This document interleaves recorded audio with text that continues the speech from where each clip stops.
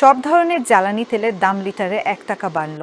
শুক্রবার 31 জানুয়ারি diesel, kerosene, petrol ও অকটেনের দাম বাড়িয়ে প্রজ্ঞাপন জারি করেছে জ্বালানি ও খনিজ সম্পদ বিভাগ। আজ মধ্যরাত থেকে নতুন দাম কার্যকর হবে। ডিজেল ও কেরোসিনের লিটার 104 টাকা থেকে 1 টাকা বাড়িয়ে 105 টাকা নির্ধারণ করা হয়েছে। এছাড়া 1 টাকা বাড়িয়ে প্রতি লিটার অকটেন 126 টাকা এবং পেট্রোল 122 টাকা করা হয়েছে। গত 1 জানুয়ারি থেকে প্রতি লিটার অকটেন 125 টাকা এবং পেট্রোল 121 টাকা করে বিক্রি হচ্ছিল।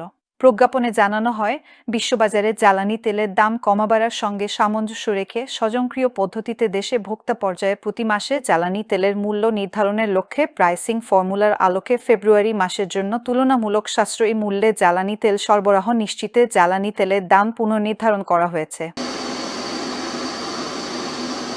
এর আগে গত 1 জানুয়ারি ডিজেল ও কেরোসিনের দাম লিটারে 1 টাকা কমিয়েছিল সরকার।